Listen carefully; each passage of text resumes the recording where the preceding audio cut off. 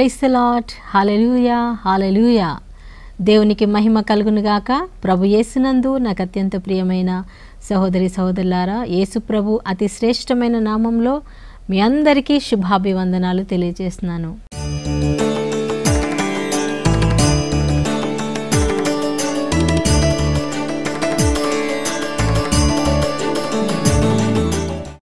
ఎలా ఉన్నారు? బాగున్నారా? మీరు క్షేమంగా ఉన్నారా? ఆరోగ్యంగా ఉన్నారా ప్రియులారా? మీ పిల్లలందరూ కూడా మళ్ళీ స్కూళ్ళకి వెళ్తూ ఉన్నారా? కాలేజీలకు వెళ్తూ ఉన్నారా? దయచేసి వారి కోసం ప్రార్థన చేసి పంపించండి. మరి సాయంకాలం తిరిగి వచ్చినప్పుడు కూడా కుటుంబ ప్రార్థనలో మీ పిల్లల్ని, మీ యవనస్తులని కూర్చోబెట్టుకొని మరి ప్రార్థనతో వాళ్ళని పెంచాలని మనవి చేస్తున్నాను. చదువు ఎంత మనకి ముఖ్యమో ఈ లోకంలో జీవించడానికి, అంతకంటే దేవుని వాక్యం మనకు చాలా అవసరము. ప్రార్థన మనకు చాలా అవసరము. Praise the lord. హల్లెలూయా. ఎందుకంటే యేసు ప్రభు త్వరగా రాబోతూ ఉన్నాడు. యేసు ప్రభు ఈ లోకంలో ఉన్నప్పుడే మత్తయి సువార్తలో 24వ అధ్యాయంలో ప్రియులారా, మరి శిష్యులు యేసు ప్రభుని అడుగుతున్నారు, ప్రభువా చూడు ఈ యొక్క దేవాలయం ఎంత సుందరంగా ఉందో, ఎంత అందంగా ఉందో అని ఆ యొక్క యెరూషలేం దేవాలయాన్ని చూపించి ఆ యొక్క దేవాలయాన్ని పొగుడుతూ ఉన్నప్పుడు యేసుప్రభు అన్నారు, మీరు ఇంత సుందరమైన దేవాలయం అని చెప్తున్నారు కదా, ఒక టైం వస్తుంది ఈ దేవాలయము ఈ రాతి మీద రాయి నిలవకుండా పడిపోతుంది. రాతి మీద రాయి ఒక్కటి కూడా నిలవదు. చూడండి, బైబిల్లో రాసిన ఒక్కొక్క మాట చాలా చాలా చాలా మరి నిజమైనది. అంటే అక్షరాల మనం ఒక్క అక్షరం కూడా తీసేయడానికి లేదు, కలపడానికి లేదు. ఇప్పుడు ఈ దేవాలయం పడిపోతుంది అనొచ్చు, దేవుడు కూలిపోతుంది అనొచ్చు, కానీ ఆయన ఏమన్నాడు, రాతి మీద రాయి ఉండదు అన్నాడు. అంటే ఒక్కొక్క రాయి ఈ యొక్క క్రీస్తు శకం 70వ సంవత్సరంలో మరి టైటస్ చక్రవర్తి యెరూషలేం దేవాలయం మీద దండెత్తి వచ్చినప్పుడు ఆ దేవాలయాన్ని ఎలా తీసేశాడు? రాతి మీద రాయి తీసేశాడు. ఎందుకంటే ఆ రాయికి మధ్యలో గోల్డ్, బంగారం ఉండేదన్నమాట. సో ఆ బంగారాన్ని కరిగించుకోవడానికి, ఆ బంగారాన్ని తీసుకోవడానికి వాళ్ళు రాతి మీద రాయిని తీసేశారంట. దాన్ని పగలగొట్టకుండా, ఒకటేసారి గోడ కూల్చేయకుండా ఒక్కొక్క రాయి తీసేశారు. అక్షరాల యేసు ప్రభు చెప్పిన విధంగా జరిగింది. అయితే వాళ్ళు అడుగుతారు ఏకాంతంలో, యేసు ప్రభు ఒంటరిగా ఉన్నప్పుడు, ప్రభువా ఇవన్నీ ఎప్పుడు జరుగుతాయి? ఈ లోకం ఎలా అంతమైపోతుంది? ఎప్పుడు అంతమవుతుంది? నీ రాకడకు సూచనలు ఏంటి అని శిష్యులు యేసు ప్రభుని అడిగారు. 2000 సంవత్సరాలు అవుతుంది ఇప్పుడు. అప్పుడే ప్రభు చెప్పాడు. ఏమని చెప్పాడంటే, మరి 24వ అధ్యాయం ప్రియులారా, ఈ అధ్యాయం అంతా మనం ధ్యానించాలంటే మనకి టైం సరిపోదు. కాబట్టి అందులో ఉన్న కొన్ని ముఖ్యమైన అంశాలు నేను మీతో షేర్ చేసుకుంటున్నాను. యేసు ప్రభు చెప్పారు, ఈ లోకంలో చాలా కరువులు వస్తాయి, మీరు యుద్ధ సమాచారాల గురించి వింటారు, మరి జనం మీదకి జనం లేస్తుంది, రాజ్యం మీదకి రాజ్యం యుద్ధం జరుగుతుంది. ఇవన్నీ జరిగినప్పుడు మీరు గుర్తుంచుకోవాలి, కానీ అంతము వెంటనే రాదు. ఇవన్నీ ప్రారంభము అని చెప్పారు. ఎప్పుడు చెప్పారు?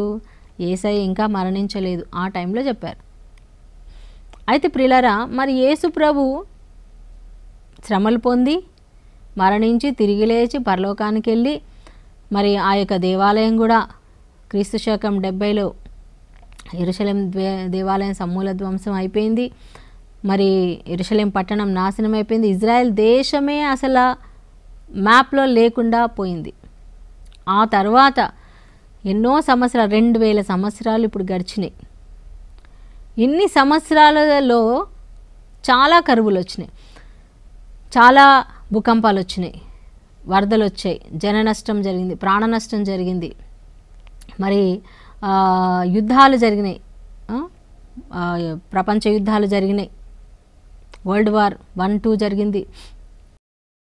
మరి అంటే దేవుని రాకడ సమయం దగ్గరకు వచ్చేసరికి ఇంకా ఇంకా చాలా ఎక్కువ అవుతాయని చెప్పాడు. ఇప్పుడు మనం చూసినట్లయితే ప్రియులారా, 2020 నుంచి చాలా జనం కరోనా వలన చనిపోయారు కదా, తెగుళ్ళు వస్తాయని చెప్పాడు, వ్యాధులు మరి ఎన్నో భూకంపాలు, చాలా చోట్ల భూకంపాలు వచ్చాయి, కంటిన్యూస్గా ఇంకా వస్తూనే ఉన్నాయి. అగ్ని ప్రమాదాలు జరుగుతూ ఉన్నాయి, మరి యుద్ధాలు జరుగుతూ ఉన్నాయి. మనం చూస్తున్నాము ప్రపంచంలో యుద్ధాలు, అవునా? ఇజ్రాయెల్ మీద కూడా యుద్ధము వచ్చింది, జరుగుతూనే ఉంది ప్రియులారా. మరి ఇవన్నీ దేనికి గుర్తు? ముఖ్యమైన గుర్తు ఆయన చెప్పారు.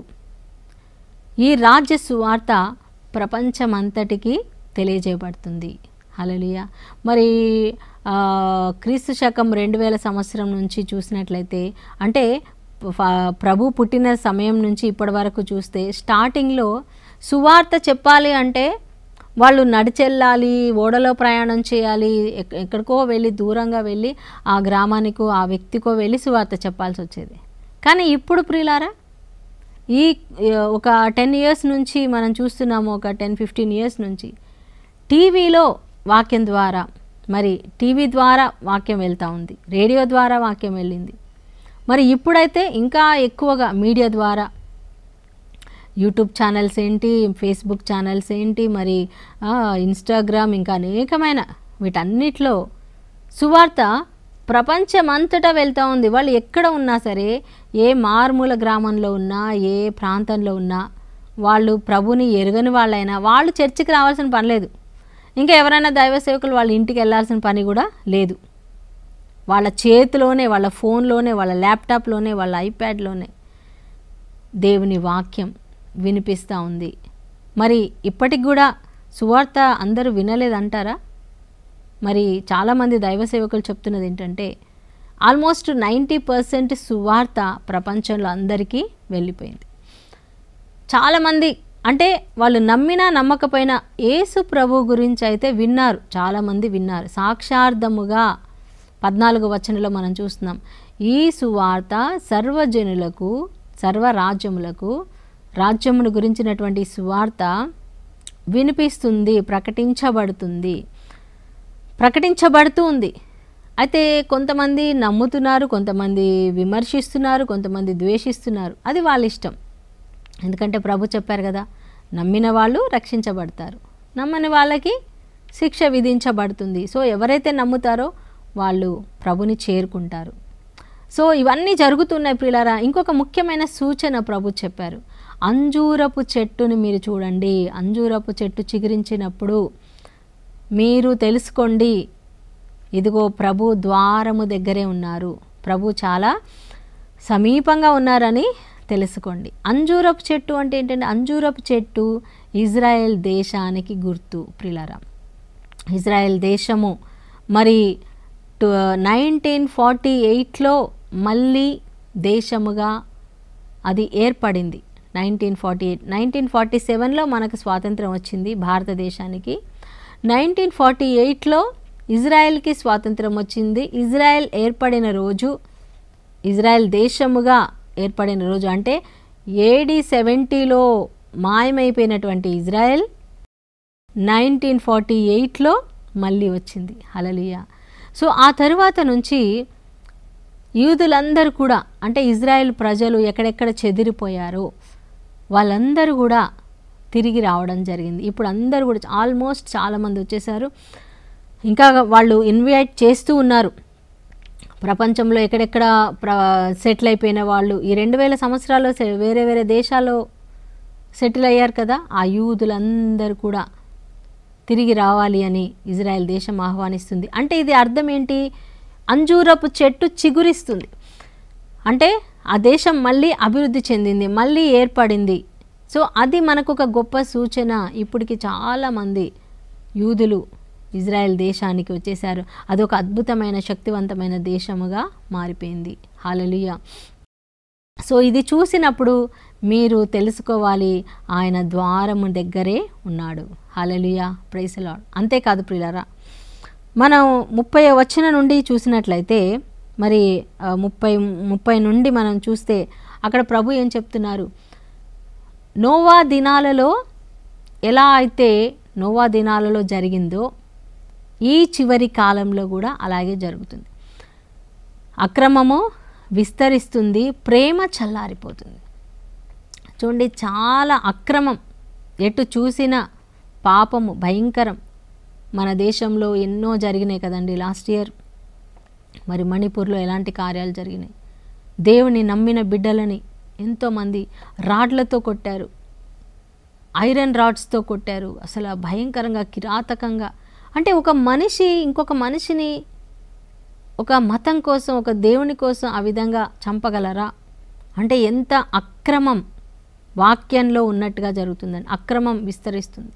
దొంగతనాలు, మన దేశంలో ఎన్ని మానభంగాలు జరుగుతున్నాయి, ఎన్ని హత్యలు జరుగుతున్నాయి.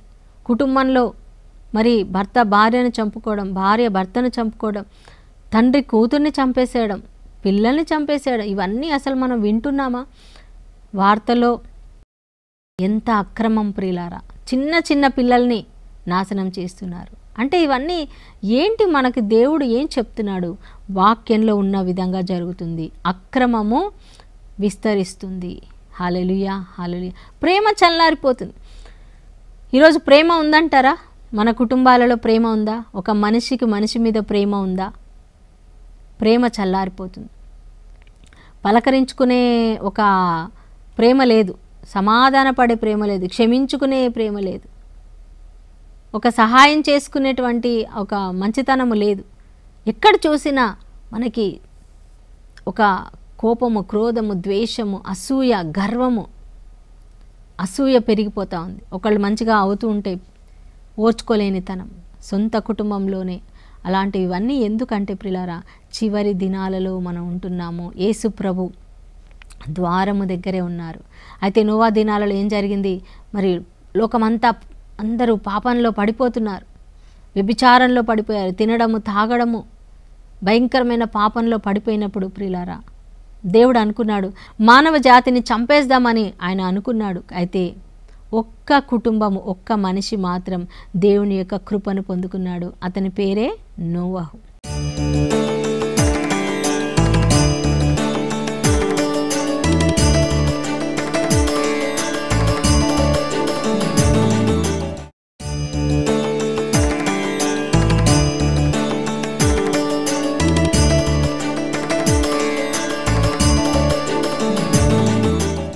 నోవహు అండి మరి దేవుని ఆరాధిస్తున్నాడు, దేవుని యందు భయభక్తులు కలిగి ఉన్నాడు, దేవుని ప్రేమిస్తున్నాడు, ఉదయ సాయంత్రం దేవుని ప్రార్థిస్తున్నాడు, దేవునికి బలి అర్పిస్తున్నాడు. ప్రియులారా, మరి దేవుని ఆరాధిస్తున్నటువంటి ఆ నోవా భార్య, నోవా కుమారులు, కోడళ్ళు మరి దేవుని దృష్టిలో కృప పొందుకున్నారు. అయితే దేవుడు చెప్పాడు, నోవా ఇదిగో ఈ ప్రజల్ని నేను నాశనం చేయబోతున్నాను. ఎందుకంటే అప్పుడు చాలా నెఫీలీలు, అనాకీలు చాలా పెరిగిపోయారు, రాక్షస సంతానం. సో ఆ సమయంలో దుష్టత్వం పెరిగిపోయింది, చాలా భయంకరమైనటువంటి పాపాలు పెరిగిపోయినాయి.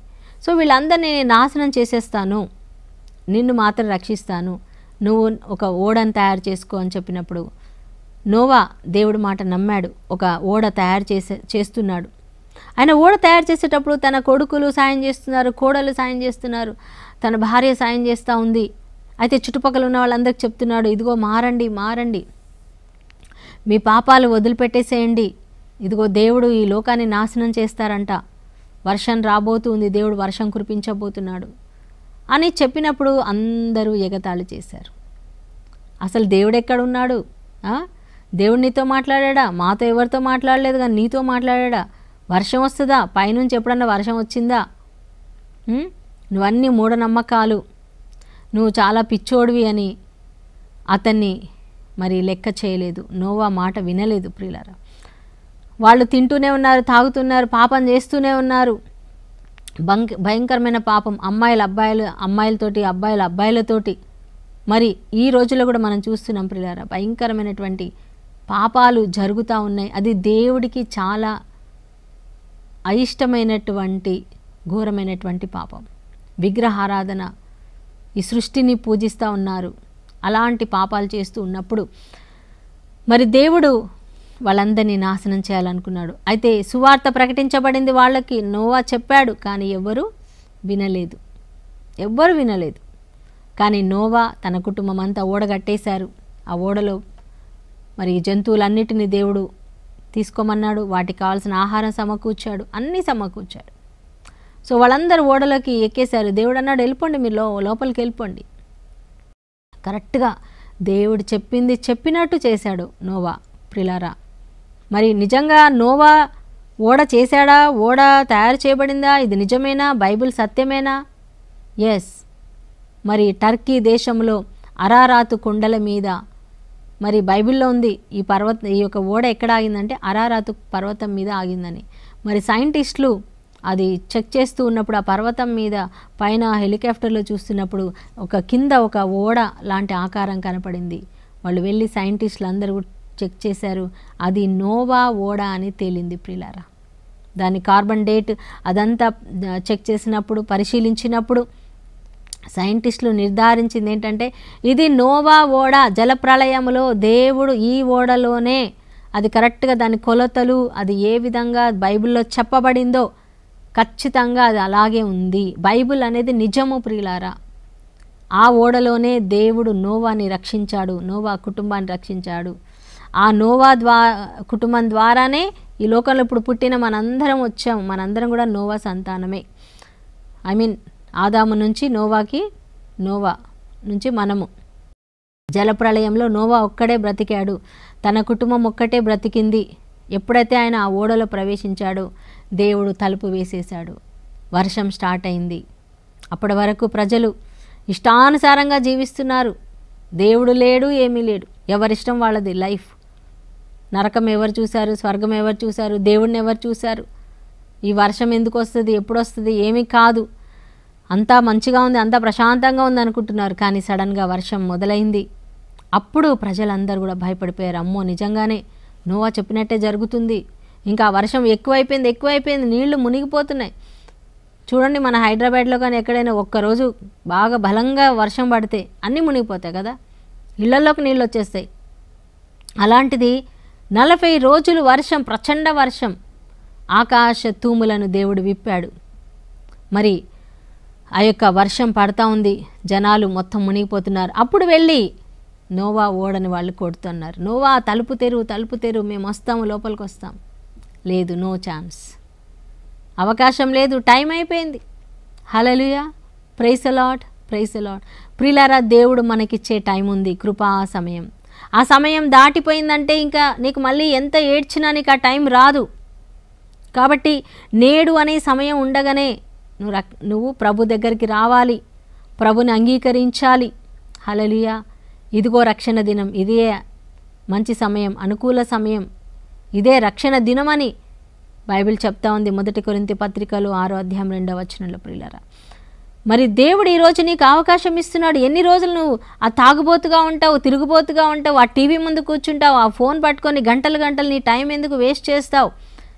ఎన్ని రోజులు ఆ చెడు స్నేహాలు, చెడు ఫ్రెండ్షిప్ చేస్తావు? ఎన్ని రోజులు ఆ పాప జీవితంలో ఉంటావు?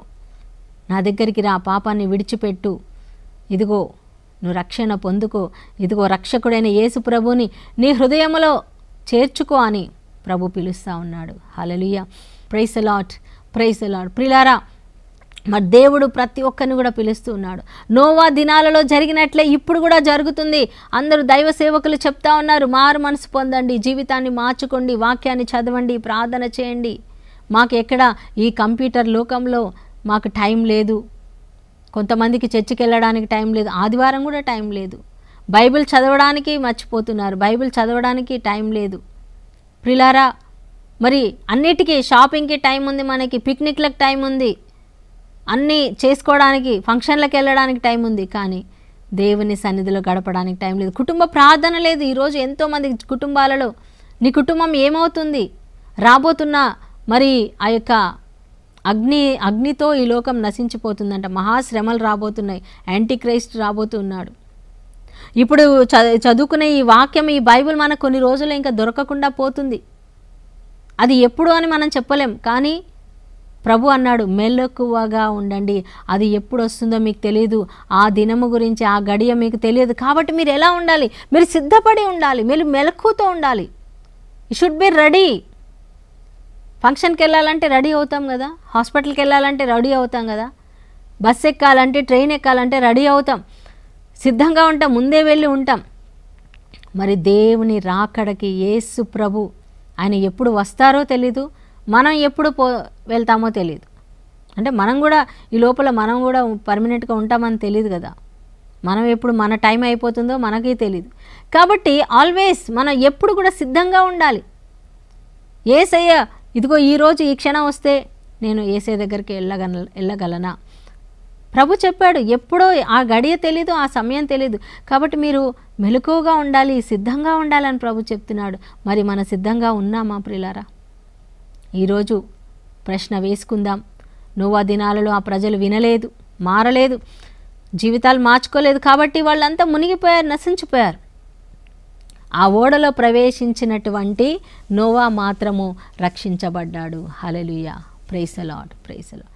ఇప్పుడు ఎవరైతే యేసు ప్రభువులోనికి వస్తారో, యేసు ప్రభుని మరి తన రక్షకునిగా, తండ్రిగా, సృష్టికర్తగా అంగీకరిస్తారో, వాక్యాన్ని చదువుతారో, వాక్య ప్రకారం జీవిస్తారో, 10 ఆజ్ఞలు పాటిస్తారో, పొరుగు వాళ్ళని ప్రేమిస్తారో, దేవునితో ఎల్లప్పుడూ కనెక్షన్ కలిగి ఉంటారో, పరిశుద్ధాత్మతో నింపబడతారో, దేవుని సేవకుల సహవాసంలో ఎవరైతే ఉంటారో, దేవునితో ఎల్లప్పుడూ కూడా మాట్లాడుతూ, స్తుతిస్తూ, ఆరాధిస్తూ, సంఘముగా కూడి కనీసం ఒక్క రోజైన ఆదివారమైన వారంలో ఒక్కరోజు దేవుని సన్నిధికి వెళ్ళాలి. ఇలాంటి కూటాలు పెట్టినప్పుడు, మన చర్చిలో వాక్యం దైవ సేవకులు వచ్చి అందిస్తున్నప్పుడు వెళ్ళాలి. రిట్రీట్స్కి వెళ్ళాలి, వడకాలకి వెళ్ళాలి. దేవుని వాక్యం రోజు మనం చూడాలి, వినాలి, దేవుని స్తుతించాలి. కుటుంబ ప్రార్థన మన జీవితంలో ఉండాలి. ప్రియులారా, నీవు సిద్ధపడాలి, నీ పిల్లల్ని సిద్ధపరచాలి, నీ బంధువుల్ని సిద్ధపరచాలి. హల్లెలూయా. మరి నోవా సిద్ధపరిచాడు. కాబట్టి ఈరోజు ప్రభు మనల్ని పిలుస్తున్నాడు. దేవుని రాకడ సమీపించింది. కాబట్టి అమ్మా, మనం ఈ లోకం కోసం కాదు జీవించేది, దేవుని రాకడికి మనల్ని మనం సిద్ధపరచుకుందాం. సూచనలన్నీ జరుగుతూ ఉన్నాయి కాబట్టి మనం సిద్ధపడదాం. దేవుడి వాక్యం దీవించునుగాక.